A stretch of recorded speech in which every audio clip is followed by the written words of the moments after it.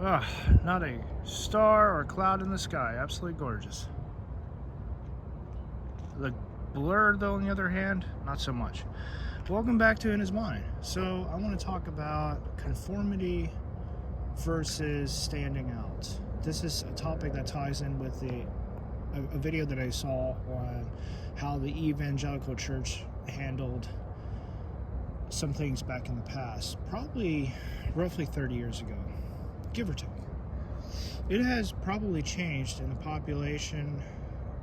The people who go to the church, they've changed, they've grown older, and I can confirm that when I went back to a church that I went to when I was a kid, roughly 10 to 17 years later, the population that I knew was mostly gone. There was a couple of older family friends that were still there, and it was a blessing to see them, but they were older. This was right before one of my friends ended up taking his own life, and he was like a brother to me in a lot of ways. So I say that respectfully and carefully because I don't want to portray him or wrongly in any way, shape, or form. However, I will say that it was a blessing to be able to see him before he was gone the following year. I suspect it was because of the same issue that me and many other young men deal with, is with being single. As the times have changed, we've done some changing, but the church has not really done much changing except for having the population get older and check out or pass away. It's hard saying that. I will link the original video down below, but honestly, I can't really say what's done wrong so much as what's done right and what some of the impact and changes were. Now, I don't think any sort of bias or anything from where I came from actually has an impact on this. But what does is the fact that I'm limited in scope by the churches that I'm talking about here, since I haven't been to a whole bunch of churches. So in your area, it may actually be different. However, I was also in the military too, and I was deployed. So there's a very large gap on what all could have happened where I was out of the church scene completely. The Army is its own little environment, its own world. They don't really do church services overseas. You can bring a Bible, you can listen to certain things if you get access to the internet, or if you have CDs or any other form of media that you can play it on. So, yeah. I think churches have done the best to their ability to stand out while still trying to be relatable to other people. Not necessarily to the point of trying to be cool or hip-hop or whatever, but to the point where it's like, hey, let's hang out, let's have a good time here. Being fun to be around was something that was impressed upon me by my father. Not just simply know the scripture and talk about it, but and live it to a point. But your ability to be friendly and to draw people in around you is incredibly important. Otherwise, how do you ever hope to quote unquote win others over to Christ? The only other way would be just introducing God in scriptures, and then God interacting through whatever pops up, whatever issues, whatever problems, God will work through anything, yes.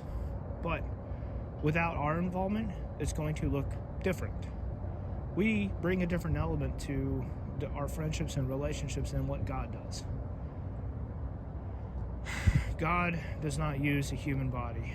He may allow and have angels interact with us once in a while, but I do not believe that is a norm. We do the best that we can, and we try to reach out to others to the best we know how. But even that, I guess, let me take a sidestep over here and just say, even though that is important, the way we interact with others and the way God interacts with others it's there. I do, however, need to point out the fact that this isn't about right or wrong. This is about how we approach others and how we approach what we love and care about. The church, our friendships, relationships, whoever. People change. God does not change. His word does not change. What we understand changes. And over the past 30, 40 years, give or take, a lot has changed within the church. We know all this. But what we don't know is how to connect all of that with what's happening and what has happened today in this world, this time period. And people wonder where we went wrong. Honestly, I think it's a number of factors, all the way from fathers being removed to the focus being taken off of God and off of Scripture and placed more on the church and its own goals and missions, and removing the interaction that was previously there between the adults and the kids or teenagers. This is all important, and it's all changing. So even if I can't pinpoint the actual issues and problems, I can pinpoint the general area there. The lack of interaction, the lack of healthy communication, and to a point, the lack of healthy touching, hugs, handshakes, that stuff. This ties in with affirmation. What's the word? Affirmation, and it ties in with showing others that they matter. And believe it or not, very few people talk about healthy touching. They usually refer it in a sexual way. That kind of pisses me off a little bit, because it's like, sure, babies have died from this, and then you have people who get abused by this, so it's scary, don't talk about that, or whatever. Yeah, it's relevant, it's important, let's talk about it. This plays a part in the conversation in the church as a whole, so yeah, it's being brought up because it's lacking, it's needed. Going out and shaking someone's hands and thanking them for what they've done and all that plays a bigger role than you ever realize. And for younger kids, they need that sort of thing. If they're always looking for attention, well, let's just cut to the end here and just say that if you look for it, you will see it. You will see needs for it. And you can find ways on how to deal with this as best as you're able to.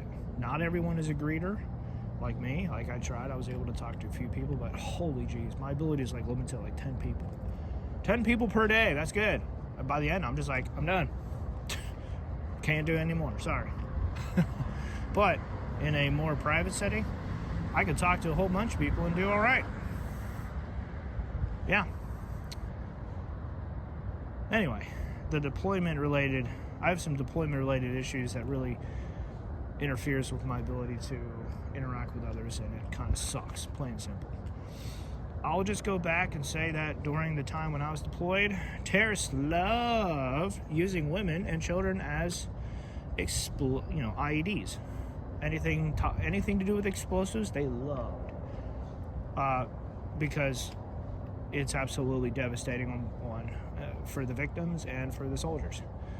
Hey, strapping someone with grenades or explosives, setting them down in a Jeep towards the checkpoint, hell yeah, right? Let's just screw people over. Kids would be walking up with grenades, and then the female soldiers had to deal with them. Didn't all survive. You don't hear much about this anymore because this was over a decade ago.